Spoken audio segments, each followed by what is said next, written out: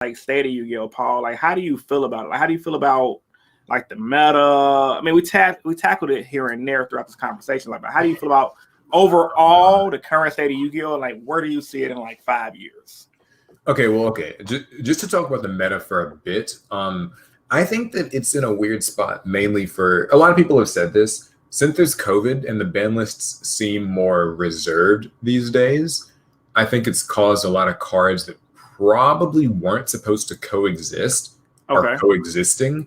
So, to no one's surprise, they haven't hit any cards from Secret Slayers directly. So when they hit like Adam Emancipators, they hit Block Dragon, or to hit L-Blitz, they didn't actually hit L-Blitz. They just, they hit like Jet Synchron, for instance. They won't ban Needle Fiber. They'll ban the cards it uses, that sort of deal. And then like we have like Dragoon and stuff.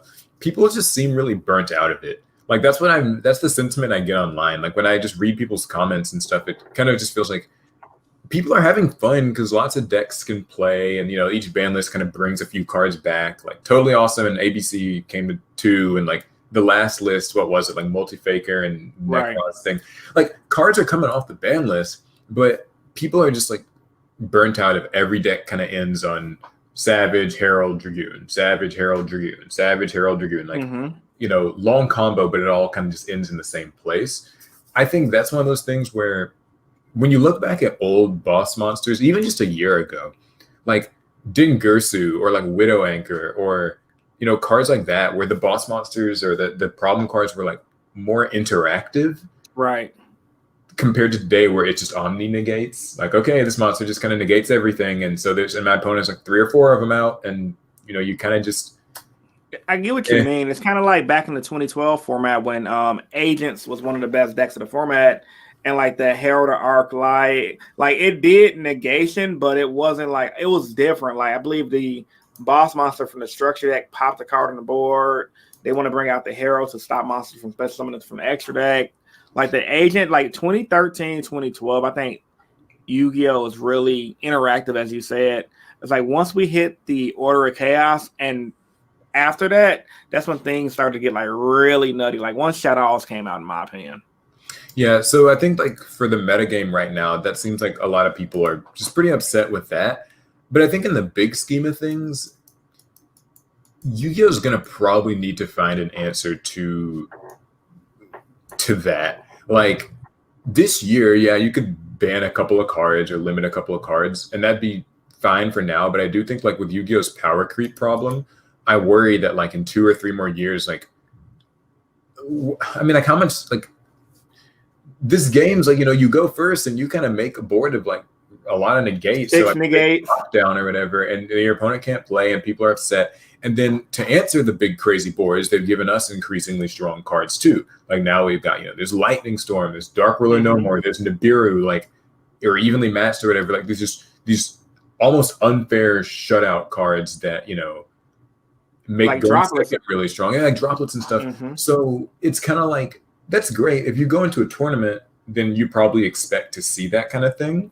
But for casual play or even just kind of like mid-level play, I feel like isn't going to get worse when like more and more and more and more cards like this just keep coming out to counter each other. I don't know. I feel like it kind of harkens back a bit to what we were saying before, where having some alternate formats or some type of a rotation to freshen things up for people and not feel so overwhelming. Yu-Gi-Oh! Probably needs to do that, because if it doesn't, I just worry that people will get burnt out of this.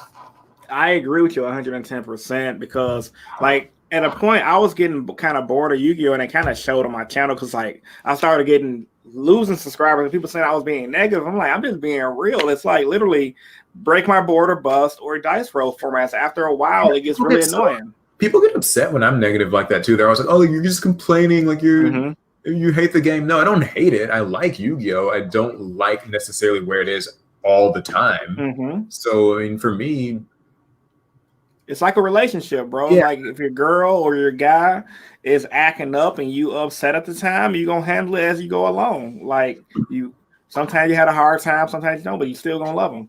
What I don't understand is like, yeah, whenever I'll be like, okay, I think that like Yu-Gi-Oh!'s boss monsters are too OP, they have too many negates or whatever. And people are like, oh, like you're just whining. Well, the thing is, if I was like hating on Yu-Gi-Oh, I would just say, okay, everyone should quit. Everyone should Right. just sell all your cards. This game needs to die. I'm not saying that. I'm saying that here's what I think could maybe make this game a little bit more fun for people, and that would be. I think that's not me hating on the game. I think that's just me saying like that's what I think. mean, would that's help. just you keeping it a buck, bro. You just keeping it real. Like you've been playing for a while, and you see the flaws in the game. You just calling it out. You speak on it because you love the game and you want to see it thrive. And plus, this is your job too. On top of that, so it's kind of like we definitely need this. Yeah. From Gregory Sloan, he said, "Do you see Yu-Gi-Oh being as fun as back in the days, like the Synchro era?" And I've been stepping it up. Chris, great guest. Appreciate that, Gregory. To Fat Hall, appreciate that, sir. Make sure y'all hit that super chat. Like, do you think Yu-Gi-Oh could be fun like it was back in the days, Paul? Right now, it's not as fun. No, I'm just gonna be honest. No, that said, I loved like Synchro era and stuff. Mm-hmm. Oh, so much fun! Like it was fun. I didn't get to experience that era that much, man. I heard it was good though. Synchros in general were a good time. Like you kind of had to change your deck a bit to like make synchros work, but then some decks just did it easily, Black Wings or something. And it's like, I think it was fun because like the synchros, some of them are really good, some of them were kind of like situational. It just felt like interactive and like cool, but like nowadays, I don't know. I don't feel like I get the same vibe from the game right now, but it's definitely a dry game right as it stands right now. Bobby Barrow said 2002 to 2013 was best era. Yeah, I think that was my favorite era too. Yeah, coming back in 2012, 2013, that was a good era. A lot of fun, yeah. Paul's been crying about power creep since the beginning of time.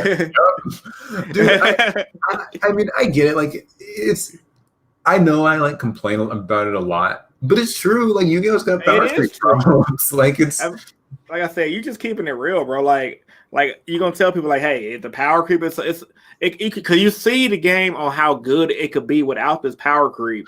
But unfortunately, sometimes they have that objective where they got to make their money. Like when I do my little goofy skits where I'm impersonating a Konami rep. Hopefully, Konami don't see them skits and get offended by it.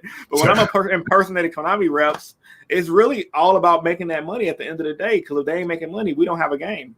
Low key, that's actually kind of a bit of why I sort of just started making like more skits and like weird challenges, because I feel like if I was to like keep doing discussions, they would just get more and more negative, and then people would probably just be like, you just must hate this game, just quit already. So I was like, yeah, you know what? If I just do lighthearted, just kind of more fun content, then they'll like it, and I won't be just getting in here bitching every other day. So you need to get the Anime House Yu-Gi-Oh version, Team APS version, bro. You got to do it. It might already be in the works. Who knows? Oh, right? Man. There you go. Plot twist, everybody.